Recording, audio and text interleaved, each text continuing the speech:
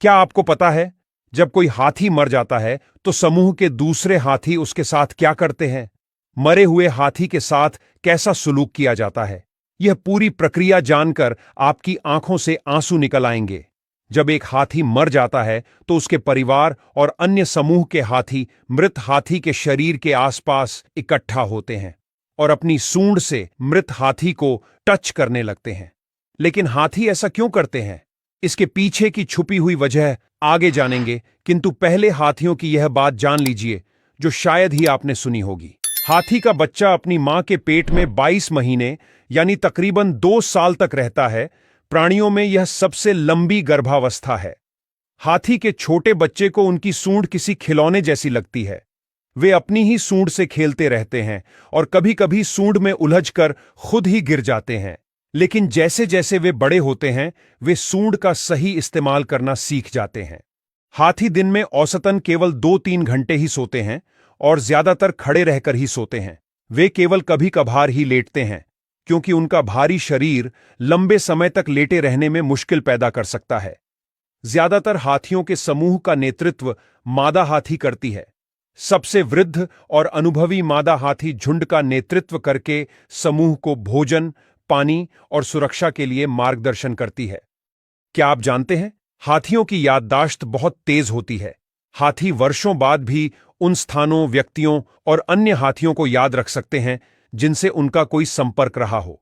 कभी कभी हाथी ने बचपन में अपने मालिक को युवानी में देखा होता है और कई सालों बाद अगर वह मालिक थोड़ा बूढ़ा भी हो जाता है तो भी हाथी उन्हें पहचान लेता है। अब बात करते हैं हाथियों की ऐसी ताकत के बारे में जिसके बारे में आपने कभी नहीं सुना होगा। यह बात आपको पसंद आए तो पेज को फॉलो जरूर कर लेना। हाथी अपने गले के नीचे मौजूद वोकल कॉर्ड्स का उपयोग करके एक इंफ्रासाउंड उत्पन्न करते हैं।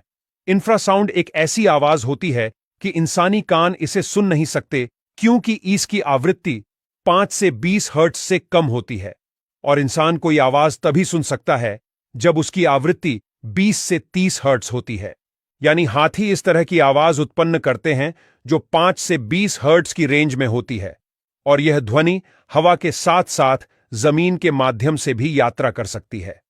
हाथी के पैरों में विशेष संरचनाएं होती हैं जो जमीन से आवाज के कंपन को पकड़ सकती हैं और उन्हें मस्तिष्क तक पहुंचा सकती हैं। यह क्षमता के जरिए हाथी इंफ्रासाउंड ध्वनि को महसूस कर सकते हैं। हाथी अपनी यह इंफ्रासाउंड क्षमता का उपयोग दूसरे हाथी से लंबी दूरी तक संवाद करने और अपने समूह को खतरे से बचाने के लिए करते हैं।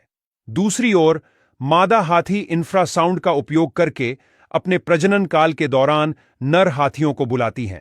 नर हाथी कई किलोमीटर दूर से इस संकेत को महसूस कर लेते हैं और मादा हाथी के पास पहुंच जाते हैं। सोचिए, कुदरत का कैसा करिश्मा है। दुनिया का सबसे बड़ा प्राणी इतनी छोटी आवाज निकालता है और सुन सकता है जिसे इंसान भी सुन नहीं सकता। जब हाथी मर जाता है तब दूसरे हाथी आमतौर पर उसके साथ 3 तरह का व्यवहार करते हैं। पहला व्यवहार, हाथी मृतक के शरीर के आसपास इकट्ठा होते हैं और कई घंटों या दिनों तक शव के पास रहते हैं और सूंड से धीरे धीरे छूते हैं, जैसे कि वे उस हाथी को याद कर रहे होते हैं। वे उसके शरीर को कई बार देखने वापस आते हैं, जैसे कि वो शोक मना रहे हों। दूसरा व्यवहार, कई बार देखा गया है कि अन्य हाथी मृत हाथी के शरीर को पत्तों, मिट्टी या शाखाओं से ढकने की कोशिश करते हैं। यह व्यवहार कुछ हद तक इंसानों की अंतिम संस्कार की प्रक्रिया की तरह प्रतीत होता है। और तीसरा व्यवहार, हाथी विशेष रूप से मरे हुए हाथी की हड्डियों के प्रति आकर्षित होते हैं। अगर वे किसी मृत हाथी की हड्डियां पाते हैं तो वे अक्सर उन्हें उठाते हैं और अपनी सूंड से हड्डियों को सहलाते हैं, जैसे कि वह हड्डियों से जुड़ी स्मृतियों को महसूस कर रहे हैं। कृपया हमारे चैनल ग्रो ग्रीन इंटरप्राइजेज को सब्सक्राइब करें, बेल आइकन दबाएं।